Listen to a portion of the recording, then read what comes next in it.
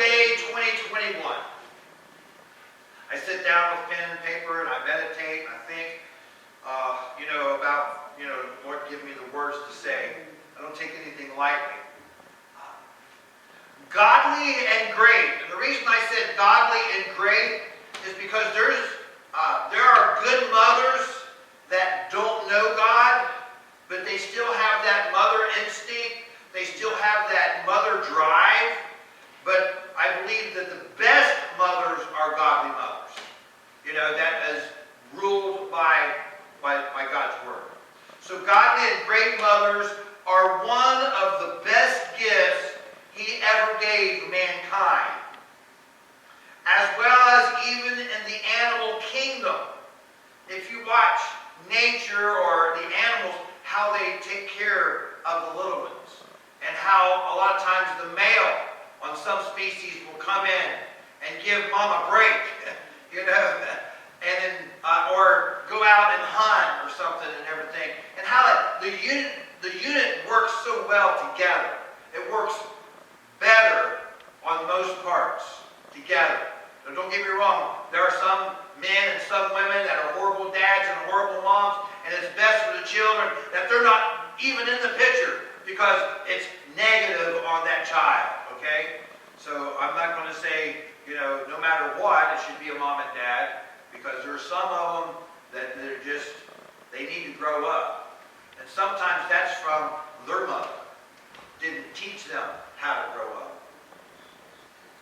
Mothering has the moment of loving,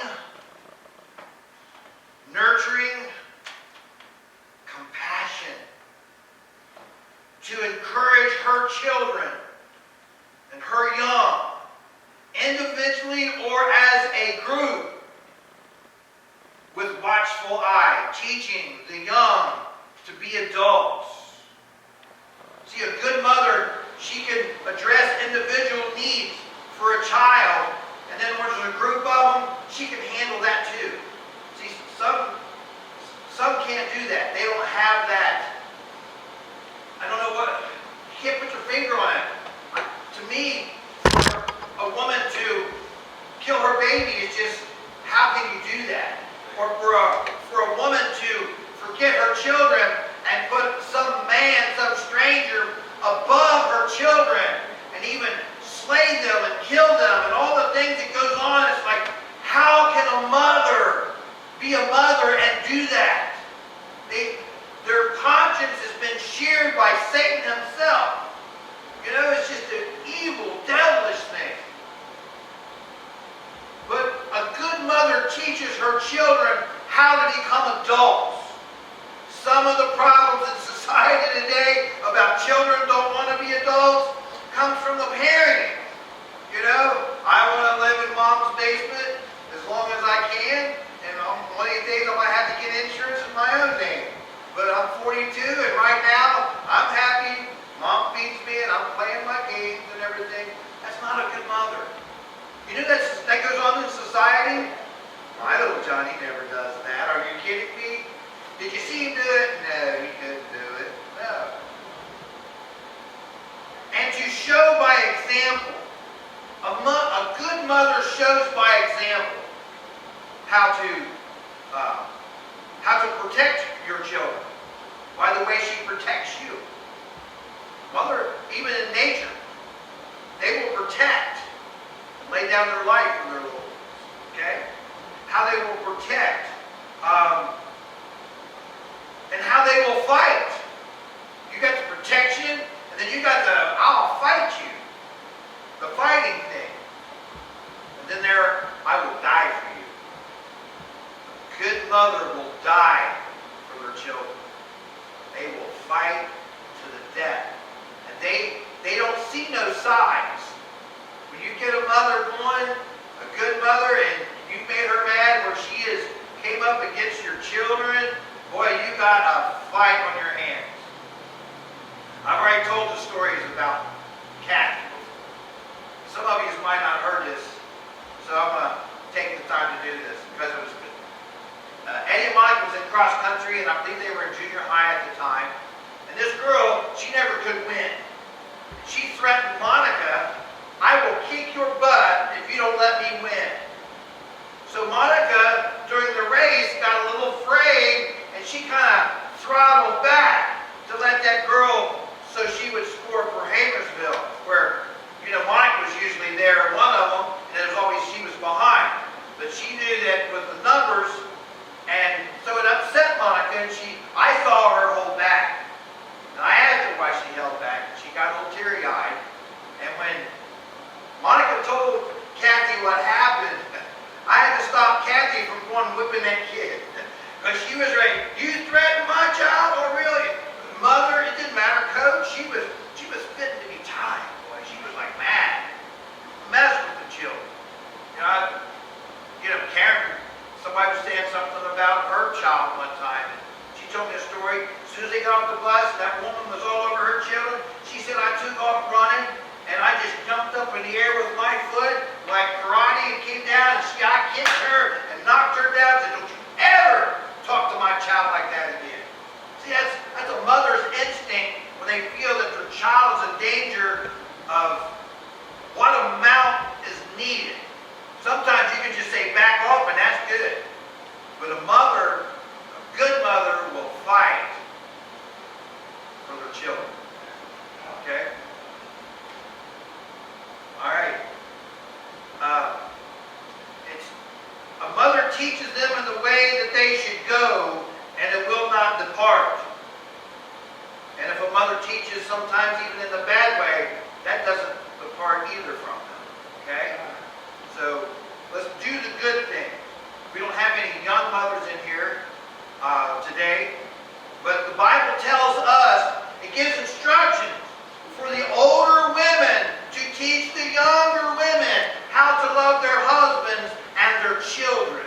Okay? And it's a biblical way. So y'all got responsibilities.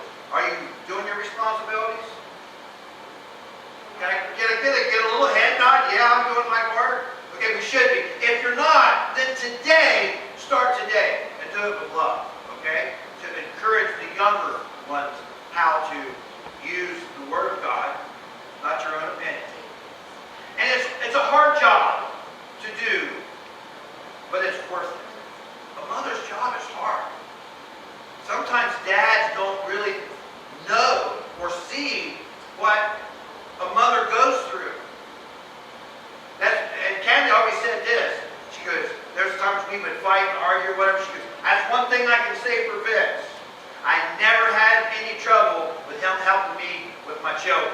Because most of the time, he was the one that was up feeding them, taking care of them. Even though they run me down through the day, and I was not very, at night, Vince was right there with Eddie and Monica through the nights and stuff to where I could get some sleep or whatever.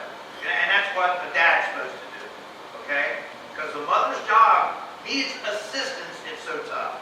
It is a tough job. And correcting when correcting is needed. And forgiving when forgiveness is needed. I remember my mom, and I do something wrong, I had to go get my own switch. And I knew from the internet and other stories that I'm not the only one. Somebody started that thing, and I'd like to know who it was. My mom told me one time, she goes, and if the switch is not big enough, I'll go get the whole bush. But I got my switch, okay? I got my spankings. I got my whipping, all right? And I thank God for them.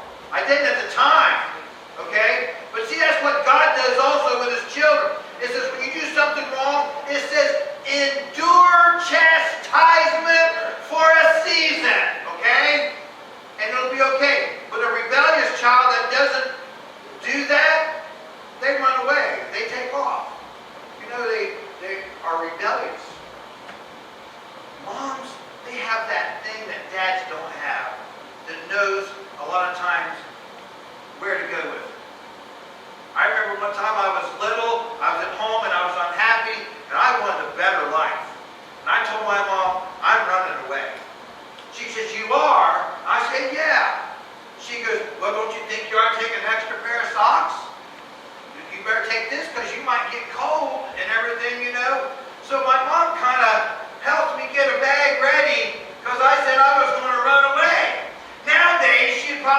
put in jail for it. But you know what? Children need to be challenged every once in a while. They are not the boss. So I had my little bag and I walked down the end of June Drive and I'm looking up Cole Road one way or the other. Which way should I go and everything? And home started looking really good to me then. And I turned around and I cried and I went back home. Okay?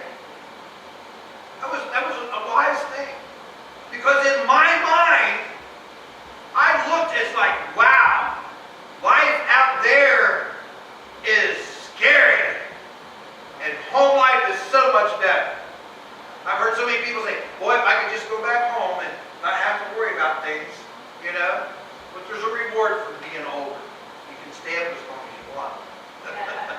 But the punishment is you still got to get up early in the morning. So there's always something. Now, Jesus was God in the flesh, and yet was instructed by his mother. Think about that. God himself was instructed by his mother. Wow. Wow. And the first miracle was for his mother. Most of you know the story. The first miracle was turning the water into wine. And he said, it is not my time yet. It's not my time to start the ministry. It might be a month from now, but today's not the day. And she instructed him that she needed for the wedding. Jesus even looked at his mother and says, woman, what is it that I have to do with you?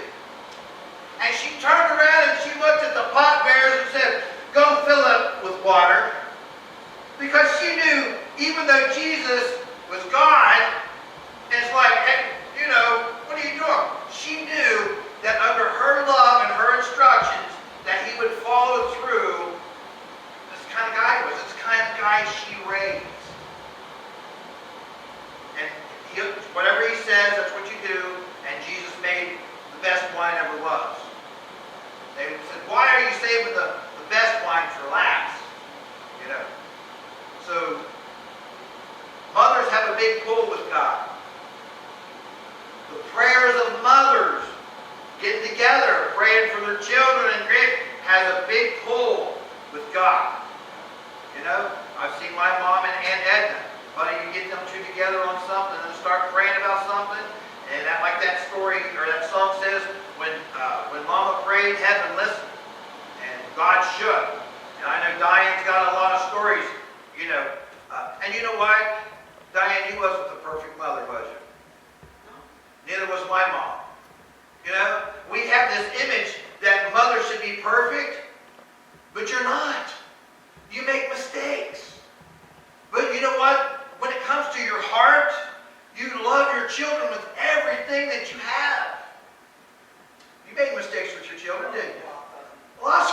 I wasn't looking for that word, but I wasn't walking with the Lord. But you wasn't walking with the Lord. Things would have been so much better if you'd been walking with the Lord. See, these are things that should be instructed to the younger mothers, that if you're walking with God, okay, raising your children, okay, in the house of God, and teaching them that love. I say this all the time.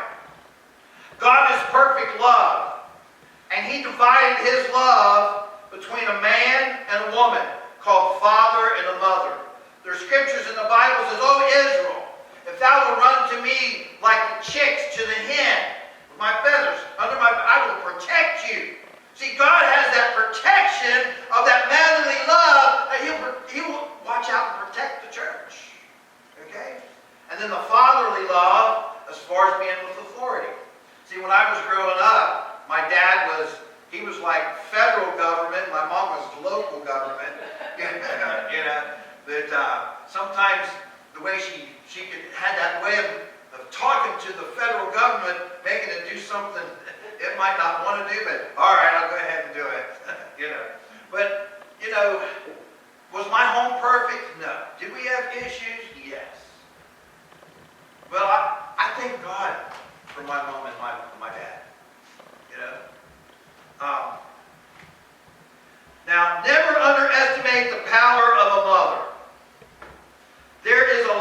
good examples as well as bad examples. One of the examples is like Solomon. A lot of times this is not brought out in church. I believe it should be because the Word of God says. But a lot of people talk about the wisdom of Solomon and these two women. Do you know who them two women were? They were harlots.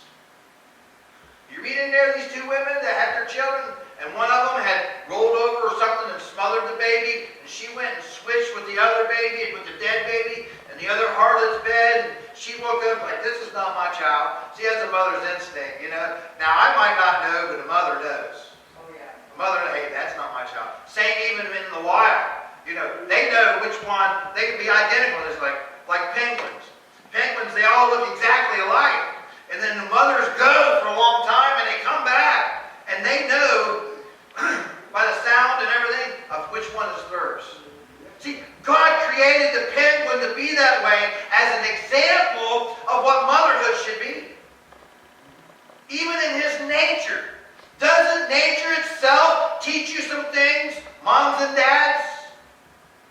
God's creation, right? His purpose and his reason. Now, you all know the story about Solomon said, just cut the baby in half. The one woman goes, okay, whatever. Whatever. But the true mother said, no, I had rather give up my baby and see my young son grow. At least I'll get to see them. They might not be mine, but I'll get to see them. And he says, you're the mother because you showed motherly love. You showed the motherly love. Okay?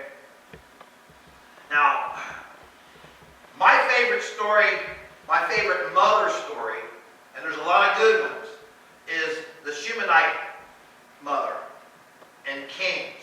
2 Kings 4, we're going to do a little reading here. I got a little story after it, and we'll be coming to an end.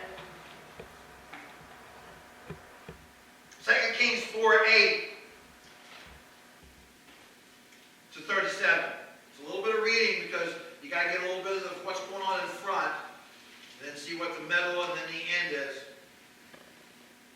This Shunammite woman. Verse 8 says, and it fell on a day that Elisha passed to Shuma, where a great woman, this was a great woman, she was a good woman. And she constrained him to eat bread, and so it was that as oft as he passed by, he turned and thither to eat. She already had the mother instinct to take care of somebody, okay? She was, I've heard people talk about, I remember we lived by this train. I've heard this from more than one person. And these hobos would get off the train, and my mom would take them food, beans and cornbread or whatever, and give them something to eat. She didn't know them from Adam, but they were hobos that got off the train, they fed them, and the next train come, and they went on. The Bible, and I believe this, well, the Bible says, be aware, some have entertained angels unaware. I'm kind of curious how many angels presented themselves as hobos to have the woman's activated passion and care, to show her children that she should have that compassion and care for human life.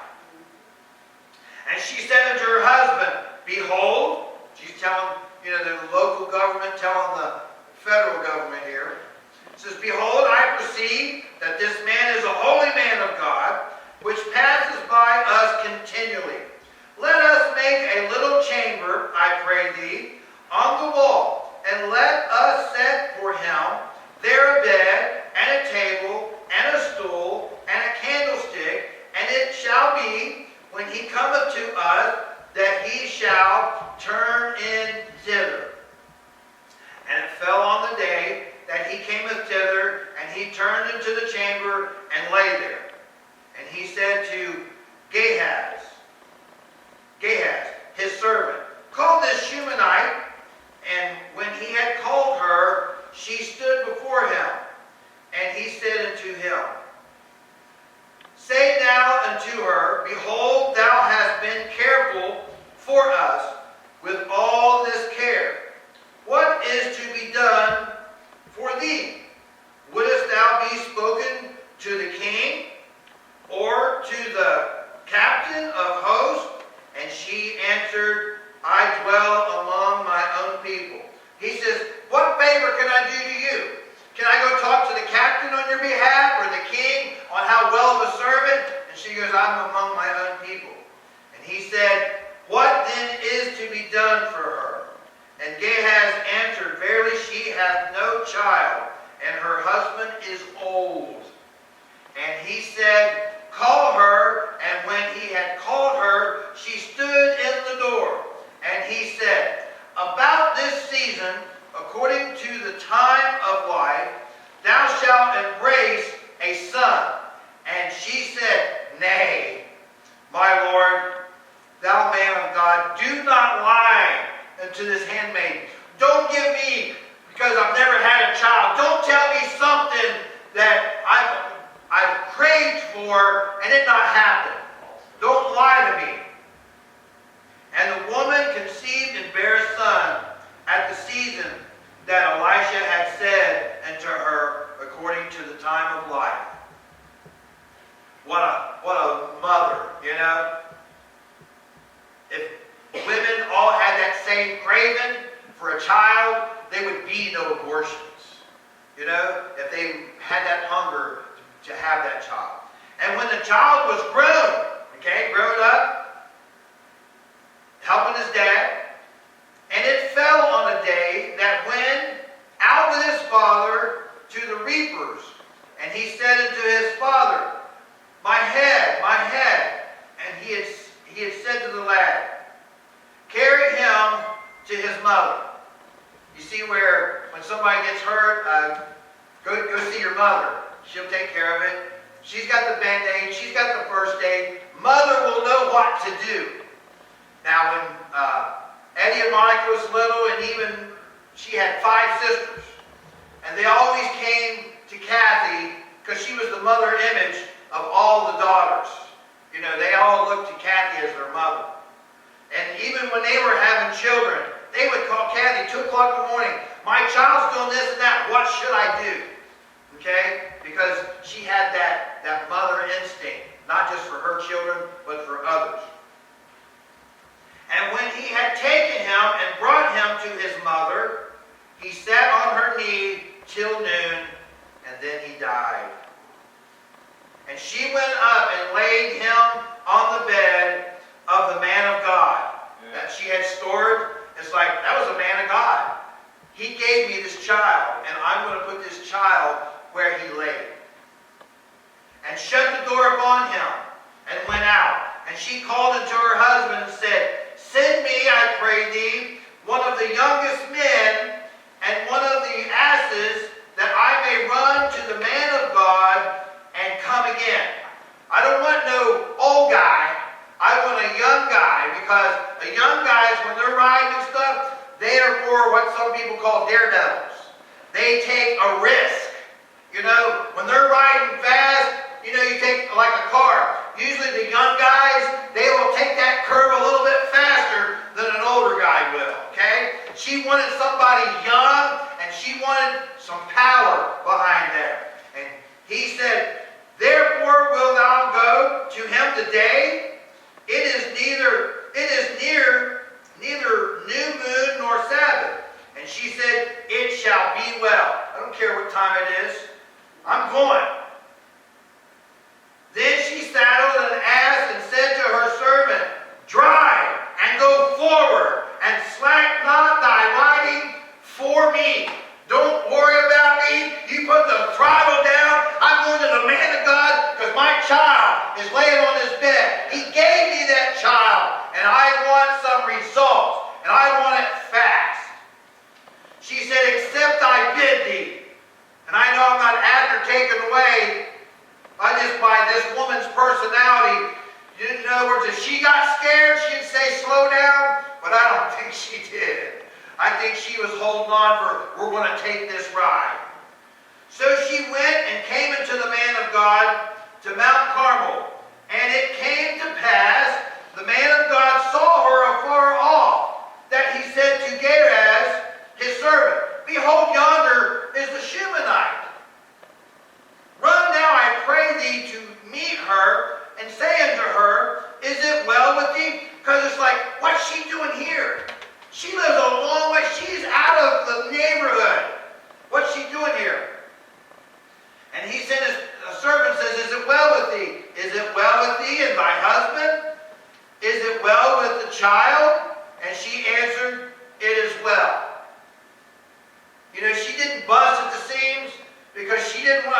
anybody second in command. She wasn't going to have no, because she wanted to talk to him. And when she came to the man of God to the hill, she caught him by the feet. But Gehazi came near to thrust her away, and the man of God said, "Let her alone, for her soul is vexed within her, and the Lord hath hid it from me, and hath not told me." Why would God do that? Let's think about this just for brief. I know we don't take a lot of time on it, but God hid it from the man of God that all this event happened, and she came, she grabbed him, she grabbed a hold of him. That was like, whoa! That was like disrespect and everything else. Who are you? Get off him! And he goes, "No, you leave her alone. God's not showed me something, and I can tell there's something wrong." I love this story. Then she said, "Did I desire a son of my Lord?" She asked him. "Did I not say, 'Do not deceive me'?" Then he said to Gehazi, "Gird up thy loins, and take my staff in thy hand, and go thy way. If thou meet any man, salute him not, and if any salute thee, answer him not again, and lay my staff upon the face of the child." And the mother of the child said, "As the Lord liveth, and as my soul liveth, I will not leave thee." And like, you know what? You can send anybody and everybody you want, but I'm going to stick here with you. I want you, the man of God, go to my child. Okay? And he arose and followed her. Man of God changed everything. He's like, okay, here's another of them. You know how Jesus was with his mother. He knew what the power of a mother was. And it's like, okay, I give. I'm going. All right? It's not, she spiritually grabbed him by the ear and said, "You're following me." Okay? And Gehazi passed on before them and laid the staff upon the face of the child, but there was neither voice nor hearing. Therefore he went again to meet him and told him, saying, "The child is not awake." And when Elisha was come to the house, behold, the child was dead, and laid upon his bed. He went in therefore and shut the door upon them twain. And he prayed unto the Lord. And he went up and he laid upon the child, and put his mouth upon his mouth, and his eyes upon his eyes, and his hands upon his hands. And he stretched himself upon the child, and the flesh of the child waxed warm from the heat of him on there was actually making that body warm again. And he returned and walked in the house to and fro and went up. So he did all this, and the child's still not alive. And now he's kind of pacing like a dad does before the child is born. You know what I mean? And the mother, you know, what's it going to be? They had the whole trace. So he's walking back and forth. What's going on? And he stretched himself upon him, and the child sneezed 7 times. And the child opened his eyes. And he called Gehazi and said, "Call this Shunammite." So he called her, and when she came up to him, he said, "Take up thy son." Yeah.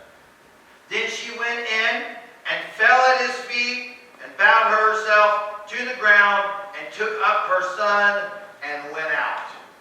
Okay? What a woman, what a mother would do for her child. That nothing in this world, she's going to do everything she can for the survival. Yesterday, I was standing in my backyard, and I called God. I called that little half acre, God's half acre, because I've seen some beautiful things from that little half acre. And I was, Jess, she was happened to be at my house, because her son was there at the birthday party. And her and I were standing, and I looked up, and I saw this hawk. And I saw, it was a very small bird, and it looked kind of like a sparrow, from what I could see. Now, sparrows are, you know, they're a real timid nature. You know, there's actually a lot of biblical things about sparrows. And I sit there and watch how their nature is. They're a very compassionate bird, a sparrow is. And I saw, and I said, Jess, look at that. Look at that little bird chasing this big bird. That sparrow was right on that hawk's tail, and it was fighting it. It was pulling its tail, and that hawk was doing everything it could, doing dives and everything, trying to get away from that sparrow, and she was right on him. And then I just looked into his claws. I saw a dark spot in his claws where that hawk had had her baby. And she didn't care. She was going to fight the Satan himself, the devil of all birds, and she went up against that hawk. And she was fighting that hawk, and that hawk couldn't get away, and that hawk gave up and let that baby bird go. And then she left that hawk. That little sparrow chased off this hawk that could turn around and eat her with tines, claws. Could have killed that bird. But she didn't care. You got my baby, and I'm going to take you out. See, Jesus has that same love. Does he not teach us in nature itself how a mother goes and for the survival of her child? She will fight to the death for her child. And God also did the same thing. And he fought to the death to save his children. Jesus died on the cross to save his children. That was part of the motherly love of God. He died to save us. Happy Mother's Day to everybody here, and extend it out to other people, and let's be good mothers, okay? Encourage the motherhood, okay? And I see some of the younger mothers nowadays that are really strong, that for their children, they love their children, and they do awesome things with them. But I also see the mother that doesn't really care for her children. And they are a burden to them. Children are a blessing.